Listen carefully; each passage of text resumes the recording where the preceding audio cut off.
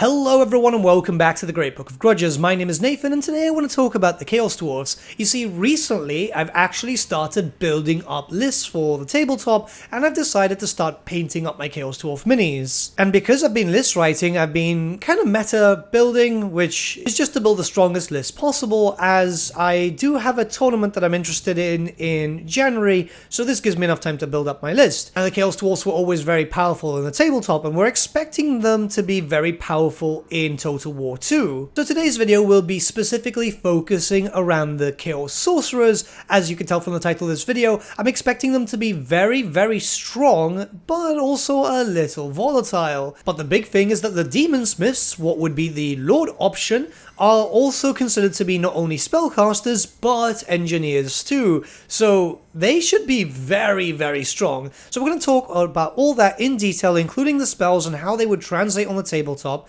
But before anything, a word from our sponsor. This video is sponsored by Warhammer Chaos and Conquest. Do you want to be a Chaos Lord? Do you want to build up a mighty fortress and lay waste to the old world? Well, now you can with this MMO mobile-based game available on iOS, Android, and Windows phones. Recruit a massive army of not just Chaos Warriors, but demons and beastmen too. There's even a really cool Jabbercythe here. You can team up with other Chaos Warlords and form a mighty demonic host as you lay waste to all enemies who stand up against you. There's loads of different enemy types and quest systems too, so there's actually quite a lot to do in this game. I myself like hunting down Chaos Spawn to get a little bit of extra experience for my lord. And there's loads of different customization options when you're building up your fortress, which means you are the Chaos Lord, you're the one in charge and you can decide where the buildings go. And as you get stronger with power, you'll start to notice it being much more grand, with high tier buildings, even some icons devoted to your patron deities, the Chaos Gods. Most importantly, this is a game set in our Warhammer fantasy universe, the world that we all really still miss, but lives on through digital formats. So what are you waiting for? Download the game with the link in the description below or scan the QR code and let's see if you can truly become the Ever-Chosen. Alright, so now let's begin with the whole thing regarding the Demon Smiths. Keep in mind that the quality of these images might not be too good, mostly because trying to find a digital copy of the Tamukon book is incredibly difficult. At least in a decent quality, this is the best I could find. Anyways, so Demon Smith itself. Let's just go over this and then go over everything else. Chaos Dwarf Demon Smiths are immune to psychology and have the Infernal Engineer and Sorcerers Curse special rules. We'll discuss the rules now. But we're all very accustomed to immune to psychology in the Total War series, so that's perfectly fine. And I think that works out quite well for a Lord character to already have that from the very beginning. Though sometimes these things are usually acquired for the point of traits or skill points, but I imagine that these will just have it as a generic type of skill that's always unlocked from the beginning of recruiting the character, or just be a skill that then you can put a skill point into whenever you want, if you should so want it. But this is where things get a little bit more interesting when we look towards the actual special rules, so Sorcerer's Curse will be first.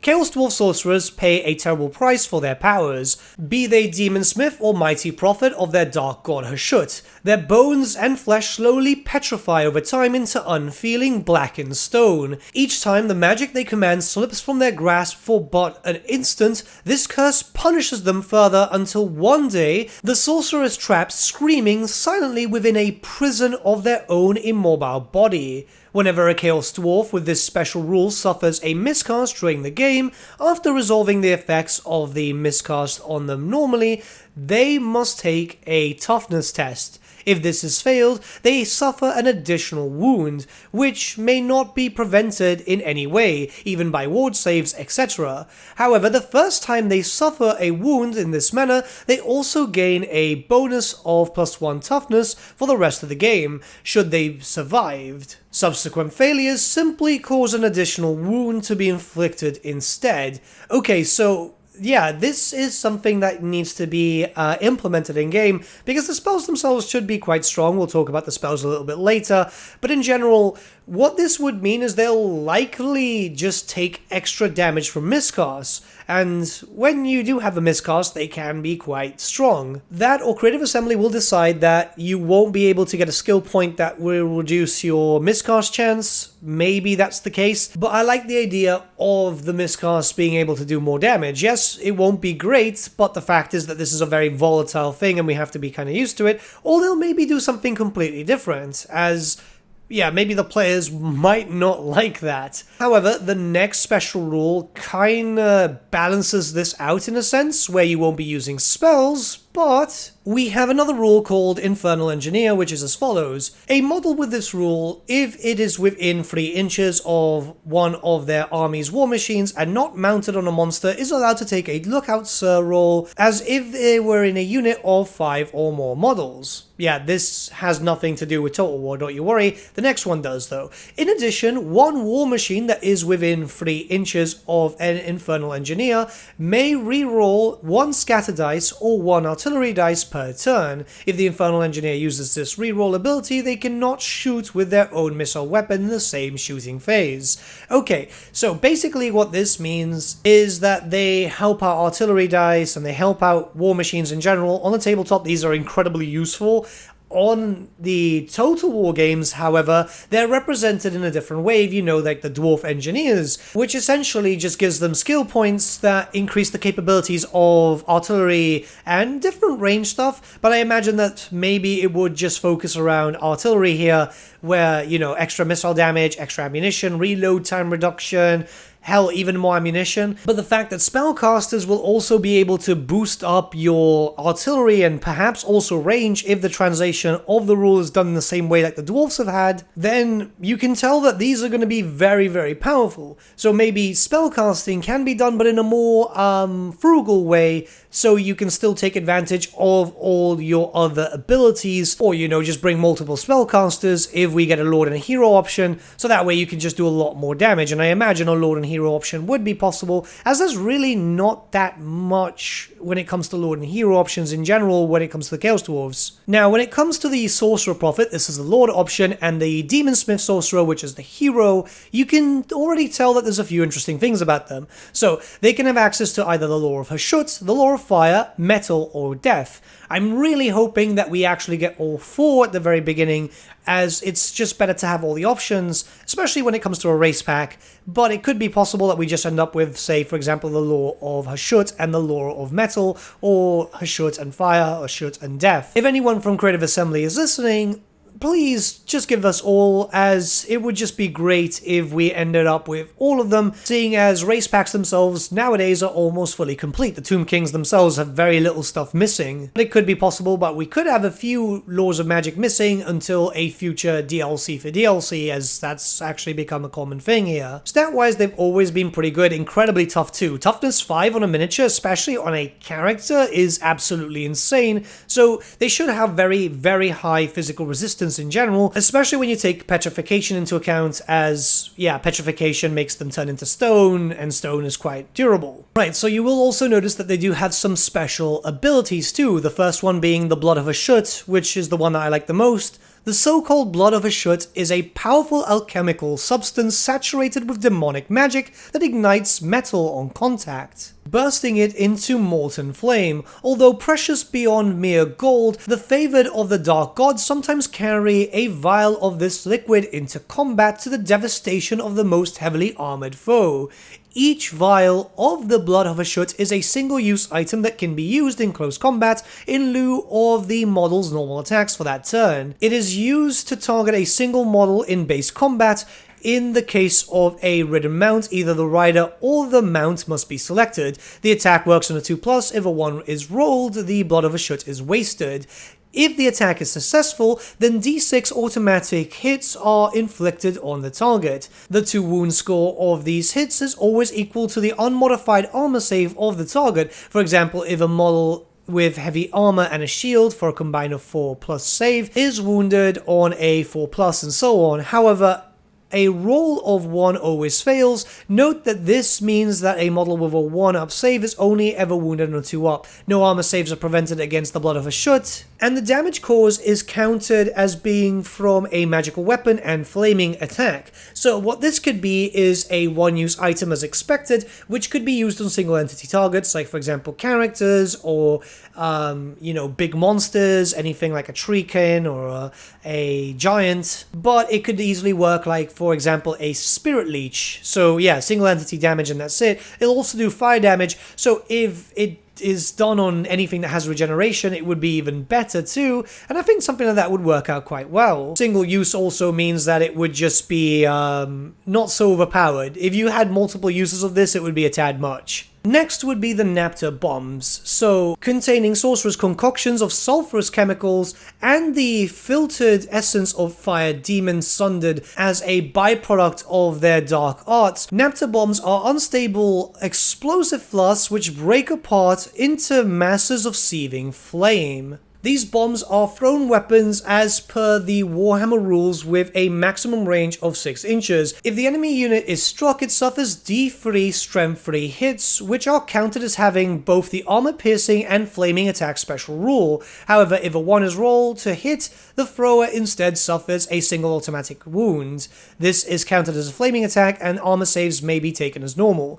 So again, there's no roll option here, but I imagine that this would be a attack which you could use an ability to just, have an AoE. So yeah, basic AoE, which would do damage. It would have to be fairly short range, but it would be flaming attacks too, and armor piercing. And I imagine that this would have 2 or 3 different uses. So yeah, I mean, overall it's pretty good, and it would add a lot more firepower to something that's already got a lot of firepower. Now, interestingly enough, there is something called Darkforged Weapon, which at the start of your game, if you have a Darkforged weapon, you will then roll to be able to get a special ability here, and you can see them down here. It's on the roll of a d6. What I could imagine is this could be turned into the traits, the unique traits that Chaos Dwarf Sorcerer Lords would have, as they seem fairly unique, and you can only have this as one in your army. So when it comes to a Sorcerer Lord, when they have their unique traits, the usual stuff when you're recruiting them, imagine it. It would have to be changed a little bit because some of the stuff is just very focused on a weapon, but you know what I mean here. Where Spell Rot would basically just increase your Winds of Magic power reserves, as that kind of makes sense, because channeling was essentially just your Winds of Magic for your turn. Furnace Blast would act the same way as in the tabletop, so it would give you a breath weapon, which would be flaming attacks too. You'd have to use it quite close to you, so it would be very short range, so it wouldn't be that overpowered. Malignant makes you subject to eternal hatred. What I imagine here is it could be turned into maybe Unbreakable. It could be interesting to just have one that just appears unbreakable, and it gives you a chance to just have a really interesting Lord option there. Lifebane gives you multiple wounds on the tabletop, so I imagine it would just increase your damage capacity, extra weapon strength, and all that type of stuff. I think that kind of works out quite well. Dwemer Leech focuses on dispelling. Well, we don't really have a dispel option here in this game, which is a bit unfortunate. So what I imagine here is either it could reduce his miscast chance or increase the miscast chance for the enemy. So any spellcasters that the enemy have could easily have an extra 5% chance to miscasting. And finally, Possessed. Well, this just makes him better in melee combat, but I imagine that this could just give him the demonic special rule and maybe some effects there. But we'll have to wait and see for that. For all we know, this could just be like a weapon forging thing, which could also work quite too, because this could give special traits for the weapon forging. It couldn't just be a trait for recruiting the Lord, but it kind of makes sense either way for both things. Now, what you would have noticed also is that the Chaos Sorcerer Prophet has access to 3 different possible mounts: the Great Taurus, the Lamassu, and the Bale Taurus.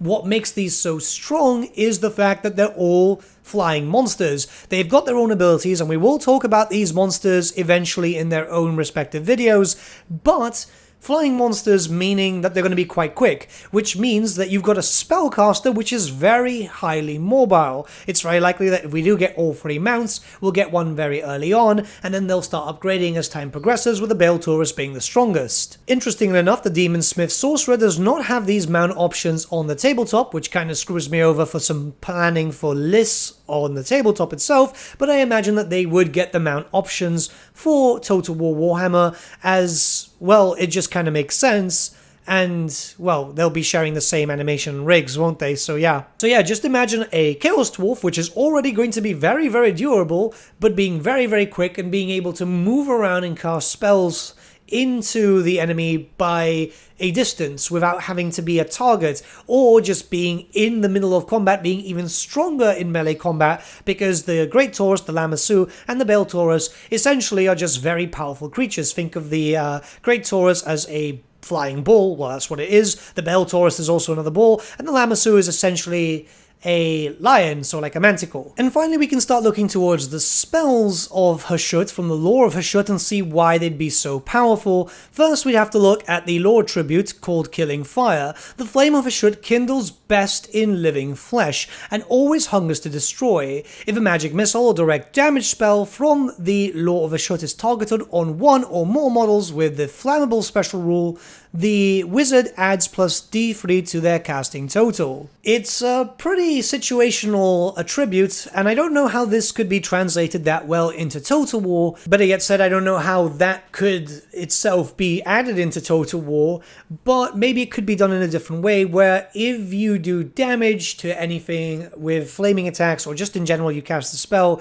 maybe it's got a chance to give you a refunded Wind of Magic, like a small chance just to add in an extra one to your pool, which would be kind of useful and it would make you have a lot of spells, but since you'd have extra chance to miscast, well, then either way, there's always a risk to the reward in a sense, right? The signature spell for the Chaos Dwarfs on the tabletop is Breath of Hatred, which is an interesting thing. Remains in play. Breath of Hatred is an augment spell with a range of 12 inches. The target unit becomes subject to hatred while the spell is in effect. Alternatively, the sorcerer can extend this to affect all units, all friendly units within 12 inches, but they have to increase the casting value. I think that if this is the case, because we don't get all the spells in a lore, I think this is the one that would likely get removed, as we don't get all the spells from a specific lore, and hatred isn't really a thing in Total War. I said tabletop before, so I have to edit it here. So yeah, this is just meh, you know? Instead, the signature for the Chaos Dwarfs would likely be Burning Wrath, and keep in mind that the image quality might be really bad here. It's just how the army book was printed itself. Well, the supplement, because this is from the Tamilcon stuff. So, Burning Wrath is a magic missile with a range of 8 inches. It inflicts d6 strength 6 hits, which count as a flaming attack. The sorcerer is able to increase it to 2d6 hits, but the casting value is increased. So yeah, flaming attacks, magic missile, which kind of makes sense. And yeah, it's basic, but it's a very good start to how you would really expect a Chaos Dwarf caster. Already at the beginning, you're already doing some damage. Flaming attacks are quite good, and, you know, anything with regeneration is going to feel that. And since it does so many hits, I think that it could be useful not only against a single entity unit, but also against units with multiple entities, as long as the hits actually land. The next spell is Dark Subjugation, and it's a hex spell with a range of 24 inches. The target unit must pass a leadership test at a -3 or suffer a permanent reduction of -1 leadership for the rest of the game to a minimum of 2 each time it is the victim of the spell. Unbreakable units are immune to the spell. Well, this would be horrendously overpowered, so I'm imagining it would just be a normal hex spell with a leadership reduction, because a permanent, this is the thing, the spells used to just say remove leadership and remains in play, which could be despelled, but something that says permanent is, way too overpowered.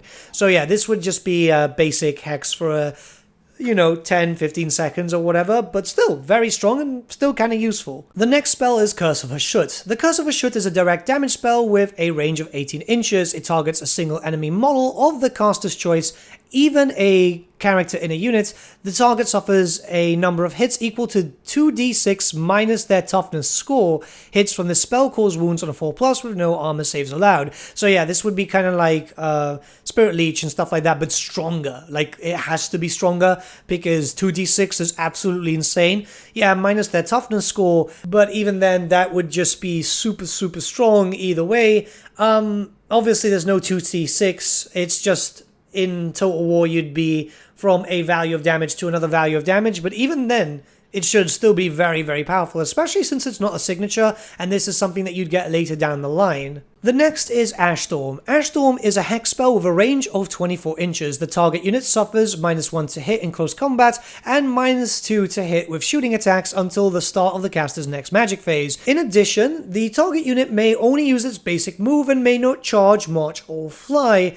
The unit also treats all terrain except impassable terrain as dangerous terrain while the spell's effect lasts. Wizards cannot cast magic spells except onto themselves while under effects of this hex. Any unit under the effect of this spell is treated as being flammable. So, Yeah, you can tell there's a lot of stuff here. I could see it being done in a certain way. So obviously, it would reduce the accuracy of range units. It would also reduce the melee attack capabilities of a melee unit. If casted on a spellcaster, then it would put all their spells into cooldown for a while, so they wouldn't be able to cast.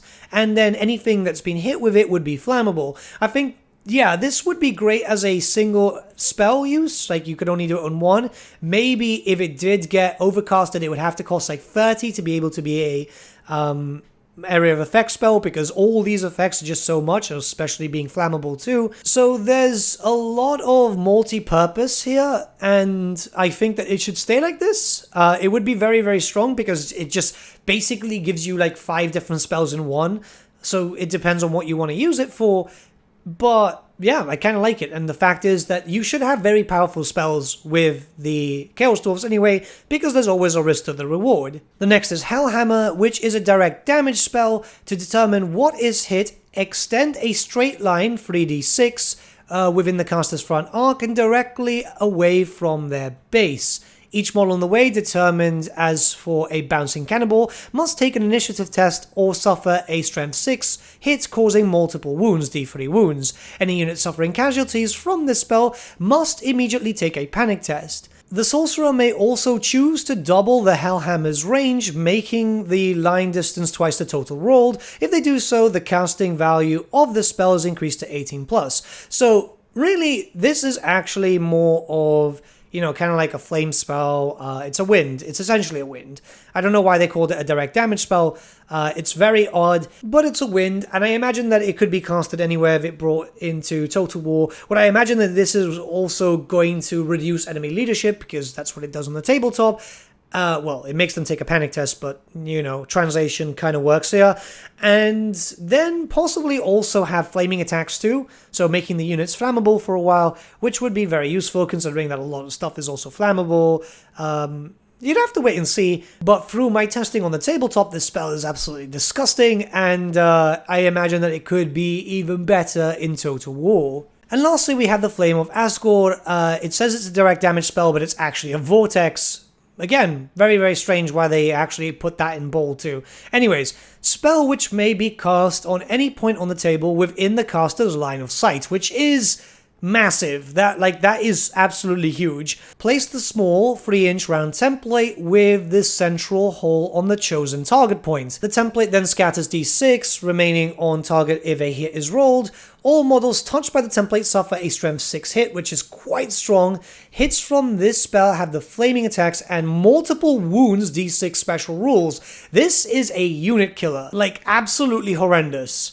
In addition, the model directly under the hole of the template must take a toughness test at -2 or be slain outright with no saves of any kind allowed. The sorcerer may choose to increase the power of the Flames of Asgore with a larger template. Well, that doesn't really matter here because all the vortex spells themselves are always the same size, but this is an absolute disgusting spell.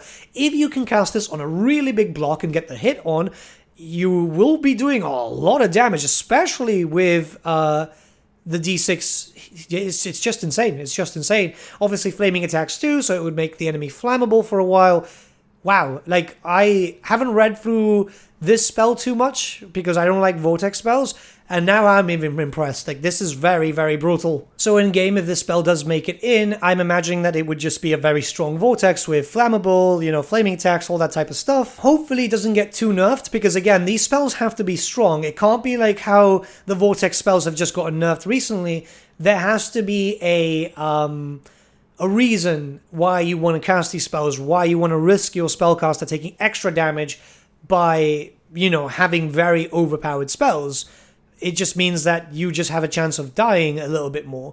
But what do you think about the Chaos Dwarf Sorcerers? I think they'll be extremely strong, but very volatile when it comes to the game. And I think that's going to work out quite well because we're expecting them to be very powerful. Let me know your thoughts in the comments below and let's start a bit of a discussion. A massive thank you once again to our friends at Warhammer Chaos and Conquest for sponsoring this video, as these types of things really do keep the channel going, so I really do appreciate it. If you guys want to check out the game and relive Warhammer Fantasy on a mobile aspect, so you can take it anywhere you want with you, you can find a link in the description below, or once again, use the QR code which you can find on screen right now. Until then, guys, I shall see you all again very, very soon, and have a good day.